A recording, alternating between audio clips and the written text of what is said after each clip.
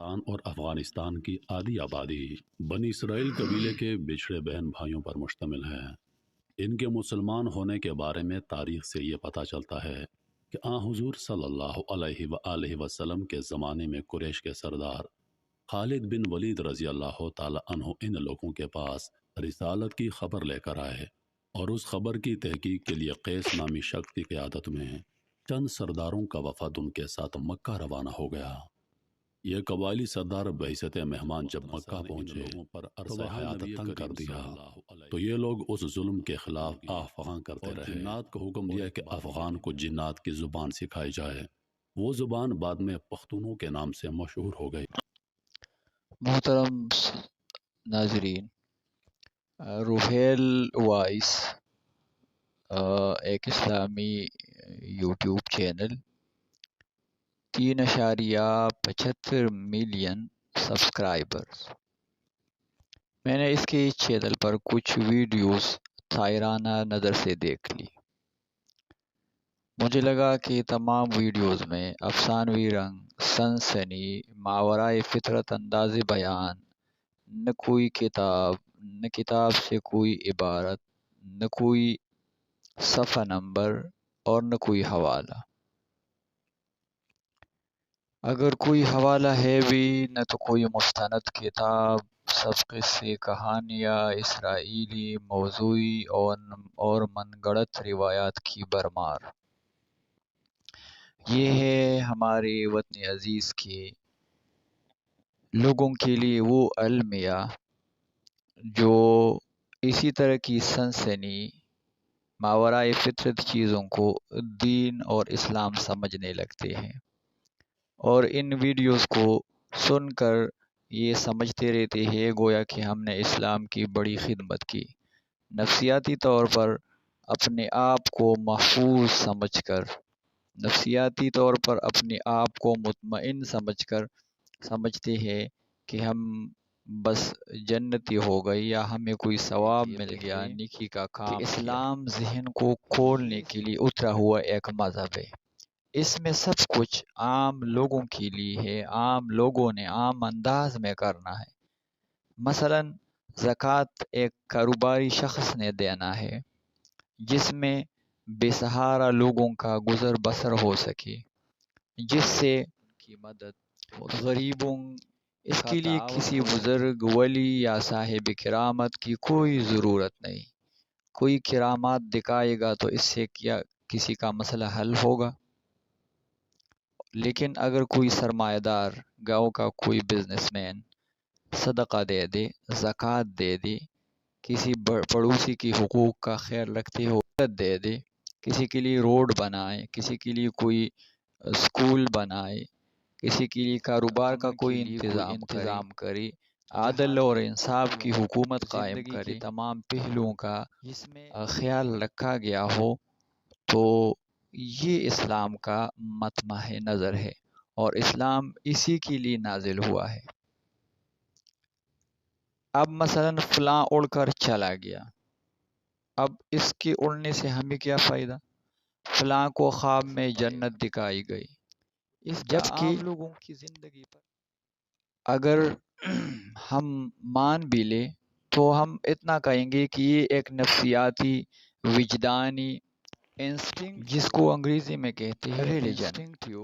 Instinctive religion کا مطلب ہے کہ آپ کا وجدانی خیال ہے، آپ نے ذہن میں کوئی چیز باندھ لی ہے اور اسی پر آپ عمل کر رہے ہیں، جبکہ ہمیں ضرورت ہے پریکٹیکل مذہب کی، جس میں ناپ تول میں کمی نہ ہو، ملاوٹ نہ ہو، جس میں پریکٹیکل طور پر غریبوں کے لیے مدد ہو، جس میں نفسیات کا کچھ دخل نہ ہو۔ مثلا نفسیات کا مسئلہ اگر دین ہے تو کیا صحابہ صرف نفسیات کی وجہ سے دنیا پر غالب آ چکی تھی، یا وہ لڑ کر انہوں نے جہاد کیا، انہوں نے لوگوں کے حقوق دلوائے، انہوں نے امن قائم کیا، انہوں نے انصاف اور عدل کا نظام لوگوں کو دکھایا۔ ریاست مدینہ میں غریبوں، یتیموں، بیواؤں کو حقوق عطا کیے گئے۔ یہ ہے وہ ریزن۔ لیکن اگر نفسیات کی طرف آپ آئے کہ نفسیات ہی بڑا مسئلہ ہے، تو دیکھیے پھر کوئی بھی بریلوی ہی رہے گا۔ اگر بریلویت ایک میں کوئی غلطی ہے اور دیوبندیوں کے خیال میں بریلوی غلط ہے، تو کوئی بریلویت کے خلاف کوئی خواب کیوں نہیں دیکھتا؟ دیوبندیت میں اگر خامی ہے اور بریلیوں کی ہاں ہم ٹھیک ہے دیوبندی غلط ہے اور باطل ہے، تو کوئی دیوبندی اپنی دیوبندیت کے خلاف خواب نہیں دیکھتا۔ دیوبندی اپنے خوابوں میں جنتی ہونے اور بشارت لینے کی خوابیں دیکھتے رہتے ہیں۔ اسی طرح شیعہ اپنی شیعیت پر پکا اور قائم رہتا ہے۔ اہل حدیث یہاں تک کہ قادیانی بھی اپنی قادیانیت پر مطمئن بیٹھے ہیں اور وہ اپنے آپ کو نفسیاتی طور پر مطمئن رکھتے ہیں۔ نفسیات کا مطلب ہے آپ کا اپنا پیدا کردہ سوچ۔ قادیانی تو کیا ہندو عیسائی وہ بھی سمجھتے ہیں کہ شکر ہے ہم ہندو ہیں، ہم عیسائی ہیں، ہم مسلمان نہیں ہیں، وہ تو لڑتے ہیں، وہ تو وحشی ہے۔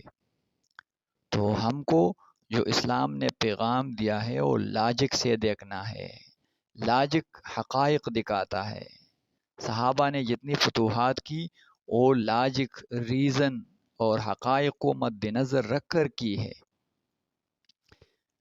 نفسیات سے کوئی خوشحالی نہیں آتی۔ نفسیات سے ایک مجنون اور دیوانہ اور پاگل قسم کا آدمی بھی اپنے آپ کو خوش رکھ سکتا ہے۔ ایک افیون کھانے والا اور بھنگ پینے والا شخص بھی خوش رہ سکتا ہے۔ اسی طرح آپ وجدانیت میں اور نفسانیت میں اپنے آپ کو ولی اللہ سمجھے، اپنے آپ کو مطمئن سمجھے، لیکن اس سے لوگوں کے مسائل حل نہیں ہوتے۔ لوگوں کے لیے امن، خوشحالی آپ کی قربانی سے، آپ کے کاروبار میں سچائی سے، آپ کی عاجزی اور دوسروں کے لیے خدمت اور برداشت کے جذبے سے لوگوں کی زندگی میں خوشحالی آئے گی۔ اب آتے ہیں اس مذکورہ ویڈیو کی طرف۔ یہ صاحب جو بیان کر رہے ہیں کہ پختون کون ہیں اور پھر پختونوں نے باہم مشورے سے قیس کو بھیجا۔ پہلی بات تو یہ ہے کہ پختون نام نہیں ہے تو قیس کیسے پختون بن کر عرب کے علاقے میں گیا، اور پیغمبر نے ان کا نام تبدیل کر کے عبدالرشید رکھ دیا۔ قیس اگر غیر اسلامی نام ہے تو بہت سارے صحابہ کے نام بھی قیس ہے۔ میں آپ کو بتاتا چلوں، ایک مشہور صحابی ہے قیس ابن شماس۔ قیس ابن شماس کا نام پیغمبر نے کیوں تبدیل نہیں کروایا؟ اسی طرح فاطمہ بنت قیس،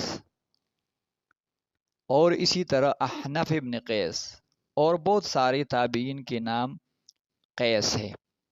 تو اگر یہ غیر اسلامی نام ہوتا تو پیغمبر نے تبدیل کیوں نہیں کیا؟ اصل میں قیس عربی نام ہے، یہ پختون نام نہیں ہے۔ دوسری بات کہ قیس عبدالرشید کوئی شخص نہیں ہے، یہ کبھی بھی مکہ نہیں گئے، نہ فتح مکہ میں شامل رہے، یہ کسی بھی تاریخ میں نہیں ہے۔ تاریخ جو قرون اولیٰ میں لکھی گئی تواریخ ہے، مشہور طبقات ابن سعد ہے، تاریخ ابن حشام ہے، وفاء الوفا ہے، البدایہ والنہایہ ہے، تو ان تواریخ میں یا حدیث کی کسی کتاب میں قیس عبدالرشید کا کوئی ذکر نہیں ہے۔ اصل میں یہ ہوا کیا، یہ نعمت اللہ ہروی نے ایک کتاب لکھی۔ اصل میں نعمت اللہ ہروی ہرات کے رہنے والے ایک مولوی قسم کا آدمی تھا، کوئی مورخ نہیں ہے۔ وہ با اثر پختون جو مغل درباروں میں اپروچ رکھتے تھے، انہوں نے اس کو کہا کہ ہمارے لیے کوئی تاریخ کر لے، اس لیے کہ ہماری کوئی پرانی تاریخ نہیں ہے، زیادہ تر پختون ان پڑھ تھے۔ انہوں کو غلط قصہ ہوئی، انہوں نے پختونوں کا نام لکھا ہے۔ مثلا انہوں نے گندہارین اور قندہار جو جس کا عربی نام ہے قندہار، گندہارا کا نام اپنی تاریخ میں لکھا ہے، اور ساتھ اریکوسیا یا اریچوسیا کا نام لکھا ہے۔ اریچوسیا کا مطلب ہے قندہار اور اس علاقے کے رہنے والے، اور گندہارا موجودہ قندہار، عربوں نے جیسے المسعودی البیرونی نے اس کو گندہارا سے قندہار کر دیا۔ اس طرح کی ہمارے علاقے میں اب بھی بہت سارے نام اسی طرح کے ہیں، مثلا گنداؤ، گندف، اور اسی طرح قندہار سے یا گندہار سے گندگار، گندگار بہت سارے علاقوں کے نام اب بھی موجود ہیں۔ جو ویدس ہے، جو ہندوستان کی مقدس کتابوں میں جو ویدس ہے، جو جن کی تاریخ 1500 قبل مسیح سے 500 قبل مسیح تک ہے، ان تواریخ میں ان ویدس میں پختہ اور پختیا کا نام ہے، پختہ، پختیکا اور اسی طرح کے نام موجود ہیں، جس سے نکل کر پختون بنا۔ پختیکا اور پختیا آج بھی افغانستان کے 2 علاقوں اور 2 ضلعوں کے نام ہیں۔ بات یہ ہے کہ نہ پختون آرین ہے، نہ بنی اسرائیل ہے، نہ قیس کی اولاد ہے، بلکہ یہ یہاں کے انڈیجنس اور سودیشی اور مقامی باشندے ہیں۔ ان کا مذہب کیا تھا؟ ان کا مذہب پختون ولی تھا۔ پختون ولی کا مطلب ہے آئین و دستور، کوڈز آف لائف، یعنی زندگی کی ضابطے۔ تو پختون ولی میں یہ سب کچھ موجود تھا۔ مثلا پختون کہتے ہیں کہ فلاں میں پشتو نہیں ہے، پختو نہیں ہے۔ پختون تو ہے، پختو بولتا ہے، لیکن اس میں کوئی پختو نہیں ہے۔ تو پختو کا مطلب ہے اس میں پختون کلچر نہیں ہے۔ مہمانوں کے لیے یہ دروازے بند رکھتا ہے، کمزور کے ساتھ اور مظلوم کے ساتھ کڑا نہیں ہوتا، کسی کو پناہ نہیں دیتا، بے شرمی کے کام کرتا رہتا ہے۔ تو کہا جاتا ہے فلاں میں پختو نہیں ہے۔ تو پختو یا پختون ولی پہلے سے ہمارا آئین اور کسٹمز چلے آ رہے ہیں، اسی کے مطابق پختون زندگی گزارتے تھے۔ تو یہ یہاں کے مقامی باشندے ہیں، یہاں یہ اپنی علاقے اور سرزمین سے محبت کی وجہ سے یہاں رہے۔ مختلف لوگ آئے یہاں، کسی نے حکومت کی، ان لوگوں نے بعض کے ساتھ مل کر حکومت بنائی، بعض کی مخالفت کی۔ ہاں، بعض لوگ کہتے ہیں کہ قیس، عربوں نے قیس کوئی نام کوشان سے تبدیل کر کے انہوں نے رکھ لیا، کوش کا نام عربی میں معرب ہو کر کوش سے قیس بن گیا، لیکن اس کا قیس عبدالرشید کے ساتھ کوئی تعلق نہیں ہے۔ عرب چونکہ کوش بول نہیں سکتے تھے تو کوش کی جگہ انہوں نے قیس بولنا شروع کر دیا، اور اس کی مشہور مثال یہی گندہارا تہذیب ہے، اور گندہارا تہذیب کی مشہور دور کوشان دور کہلاتا ہے، جو 1500 قبل مسیح سے خاندانی حکمران شروع ہوتا ہے رہا ہے، اور اس کا گندہارا کا دور اور پھر 1500 محمود قبل غزنوی مسیح کے سے دور شروع میں ہوتا ہے۔ یہ سلسلہ ختم ہوا۔ باقی پختونوں نے مشورے سے، باہم مشورے سے اسلام قبول نہیں کیا، بلکہ پختون بعد میں مسلمان ہوئے۔ بعض تو محمود غزنوی کے دور میں مسلمان ہوئے، بلکہ محمود غزنوی کے بعد بھی بعض مسلمان نہیں ہوئے تھے مثلا۔ تو یہ ہے حقیقت۔ اور میں آپ کو اب بتاتا ہوں وہ احادیث جن احادیث میں ذکر ہے کہ صحابہ کابل میں آئے اور نتیجے میں پھر دیکھیے، یہ میں آپ کو بتاتا ہوں، یہ وہ احادیث ہے۔ دیکھیے، یہ کہتے ہیں کہ ہم عبد الرحمن ابن سمرہ کی معیت میں کابل میں تھی، لوگوں کو غنیمت ملی تو ہر ایک نے اسے لوٹ لیا، پس انہوں نے خطبہ دیا اور فرمایا میں نے رسول اللہ سے سنا ہے کہ آپ نے لوٹ سے منع کیا ہے۔ یہ حدیث ہو گئی۔ یہ روایت کرنے والے ہیں،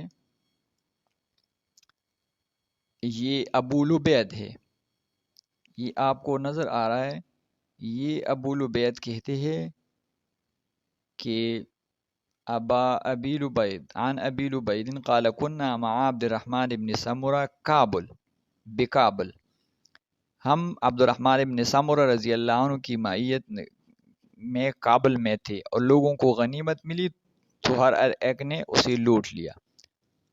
تو پھر عبد الرحمن بن سمرہ نے کسی کو آواز دی کہ اس کو جمع کر دو، تو لوگوں نے واپس جمع کر کے پھر تقسیم کر دیا گیا۔ یہ وہی روایت مسند احمد میں بھی ہے، اور یہ ایک اور روایت ہے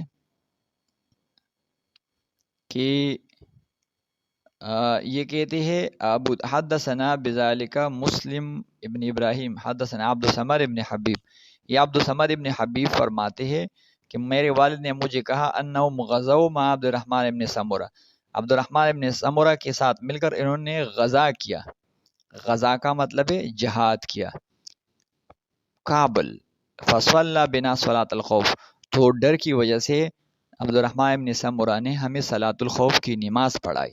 یہ ہے وہ حقیقت۔ اب یہ موصوف افسانوی رنگ اور جھوٹی تاریخ من گڑت باتیں بیان کر کے لوگوں کو اسلامی بنایا رہا ہے۔ یہ اسلام نہیں ہے، اسلام پریکٹیکل مذہب ہے۔ اسلام میں ویجیلنسی، اویئرنس اور لاجک یہ سب کچھ چلتا ہے۔ اسلام میں صرف قصے، کہانیاں، اولڈ پکچرز لگا کر اور اس کو اسلام ثابت کر کے اور اسلام سمجھنا، یہ سب سے بڑی غلطی ہے۔ یاد رکھیے، لاکھوں کی تعداد میں فالوئنگ کا مطلب یہ ہے کہ ہم بطور قوم بالکل غافل ہے۔ ڈاکٹر اقبال اس لیے فرماتے ہیں قدرت افراد سے اغماض بھی کر لیتی ہے مگر کبھی کرتی نہیں ملت کے گناہوں کو معاف۔ فطرت